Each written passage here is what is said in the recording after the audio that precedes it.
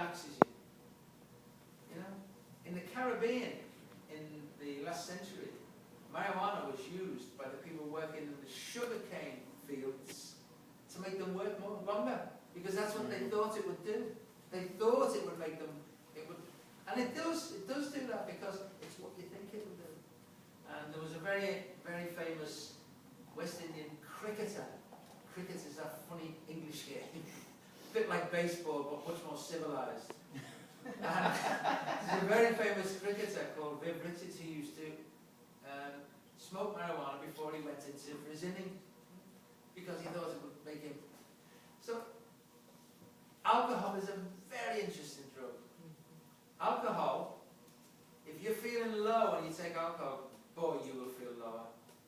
If you're feeling great, you'll feel greater. Alcohol reflects your mood.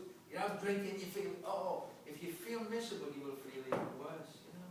So, drugs affect different people in different ways. Cigarettes, okay. What would you say was a class of tobacco? Is it a stimulant or is it a depressant? In other words, do you think a cigarette stimulates you or relaxes you? What would you say? Put your hand up if you think a cigarette, whether you've smoked or not, if a cigarette relaxes you, put your hand up, if that's what you think. Yeah? Who thinks it stimulates you? Okay. What do you think I mean by stimulates? Makes you alert. Okay. It's interesting because tobacco is a short-acting stimulant. But most people who smoke, they go, you know? That's what people do. And it relaxes them. Oh, thank goodness, I'm relaxed. It's a stimulant drug. So figure that out, you know. The whole thing is really complex about what drugs do and what they don't do. We have another saying in England about drugs. We say, people take drugs, drugs don't take people. Drugs are inanimate objects. People take drugs. People take drugs mainly because they want to, and they can stop when they want to. And it might be difficult, but they can stop when they want to. And the whole idea that drugs take someone, a drug is an inanimate object, it can't take you anywhere except for that little few minutes. I have a question on genetics. I've heard for years that different addictions run in families, but I don't know whether it's the gene or whether it's personality or environment.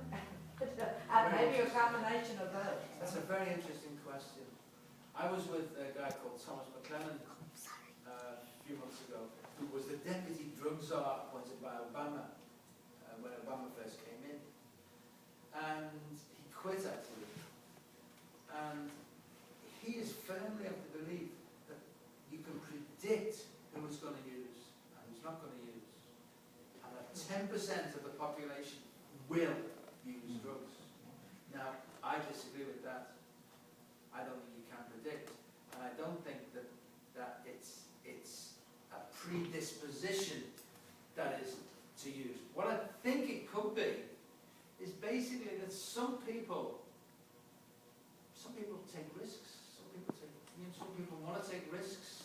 Some people are in families where there's been drug use, and if there's drug use in the family, people are more likely to use drugs. People who smoke when they're young are more likely to use illegal drugs than if they didn't smoke when they were young. We know that. But it's not because of something in their brain. It's because they smoked and they like this. And it doesn't necessarily mean they will, but they're more likely to than people who don't smoke. So, you know, it's a difficult one, that one.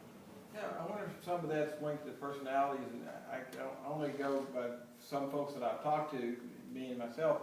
You know, I always wanted to be in control of myself. I never did alcohol or any kind of drugs in high school or anything like that. Now, I have had a drink or two every once in a while. I've still, 50 years old, I've never been drunk in my entire life because I never wanted that kind of experience. And I know other people like that, but I think it goes back to what you said. There's some folks that like the risk. They like to venture out and do those things. I knew I didn't ever want that for me, you know?